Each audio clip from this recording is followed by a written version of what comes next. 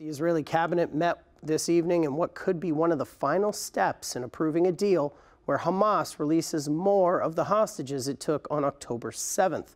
Sources say Hamas would release 50 women and children in exchange for a 4 to 5 day pause in fighting, as well as the release of 150 Palestinian prisoners held in Israel. The proposal was delivered by Qatar early today following weeks of continuous negotiations. We're now very close, very close. We could bring some of these hostages home very soon, but I don't want to get into the details of things because nothing is done until it's done. They're closer than ever to freeing more of the 240 people taken by Hamas during the October 7th attacks. Only 4 have been released so far.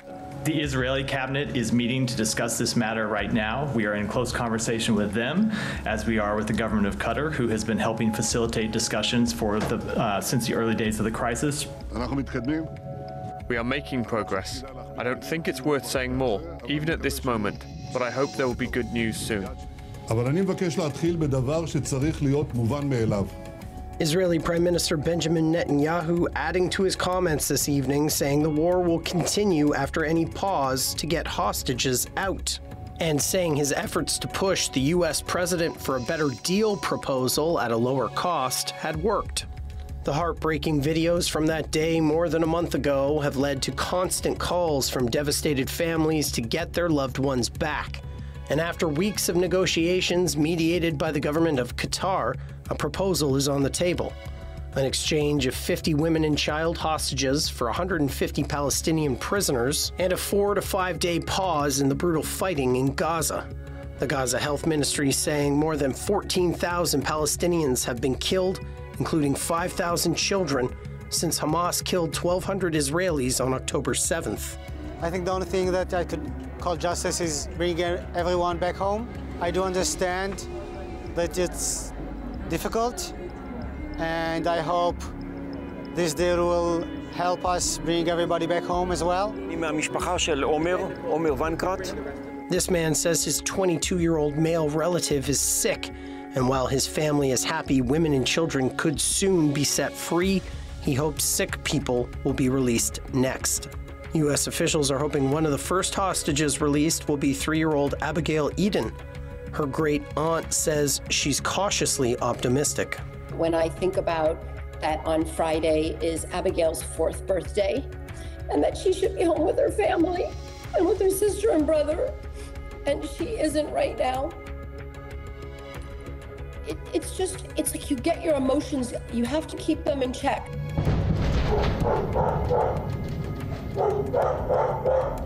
Meantime, large explosions in North Gaza as the Israeli offensive grinds on. Today, the Israeli military says it surrounded the city of Jabalia, 4 kilometers to the north of Gaza City, which has seen some of the fiercest fighting since the ground offensive began. The Israel Defense Forces saying it attacked more than 250 targets, killing dozens of Hamas fighters and destroying several tunnel shafts. Israeli airstrikes in the Jabalia refugee camp left dozens injured or dead, with the wounded carried out and taken to hospital. Crowds of wounded people, including women and children, gathered at the Kamal Edwin Hospital for treatment. Late last night, patients from North Gaza's Indonesian hospital were transferred to one in Khan Yunis after Israeli tanks encircled and fired on the hospital, killing at least a dozen. Israel says it was shooting back at fighters who fired at them from the hospital.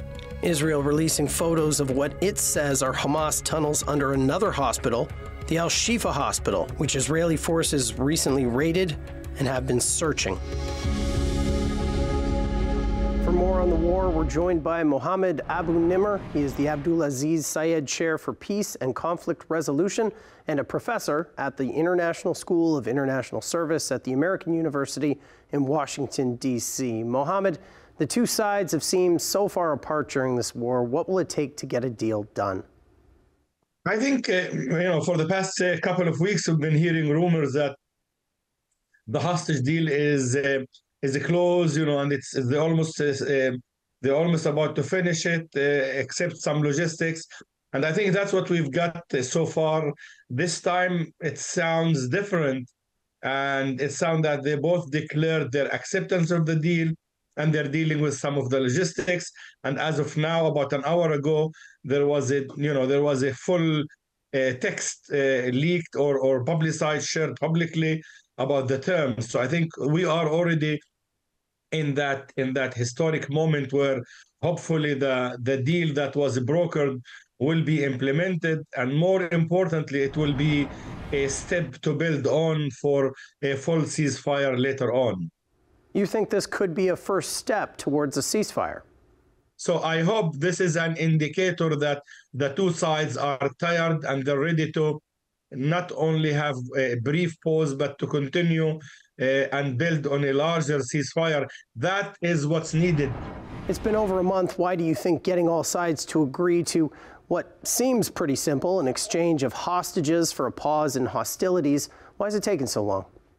I think it seems, you're right. It seems simple or very reasonable if you start the starting point, to saving lives and the humanitarian aid and reduce the suffering of innocent civilians in Gaza as well. But I think the political ideology that is driving Netanyahu government in Israel is basically decided that the more suffering they inflict on the population and the more starvation or blockade or the more killing of innocent civilians, that will put more pressure on Hamas in order to make more concessions in their demands for a ceasefire or for a pause. And I think it got mixed with the military objectives that the unrealistic military objectives that the Israeli government and Israeli military have put for themselves. On the other hand, also Hamas is in a tight position where I'm imagining they don't want to look like they're surrendering, and they're so desperate because they want to continue and again justify their engagement in the war with Israel, and I think standing on their demands to end the siege over Gaza. So those political objectives from each side have definitely hampered the efforts. What I think, Matt, one should think about is why there is no more pressure from the US and from other countries who have leverage over Israel to impose such a pause, a humanitarian pause. So why do you think there isn't more international pressure to do as you say? I think again, this issue of providing Israel government by the four major power or five who sits on the Security Council, and they are basically fighting the war of Israel in many ways. The U.S. foreign policy and the British and the German and the French initially as well.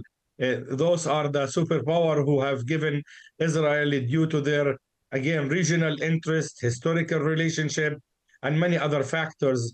I wish we had the time to go into them, that mistakenly, in my view, provided a green light for an extremist government in Israel to launch and commit those genocidal and war crime attacks in Gaza. That's Mohammed Abu-Nimer from the American University in Washington, D.C. Mohammed, thanks for joining us. Thank you. Thank you, Matt, for hosting.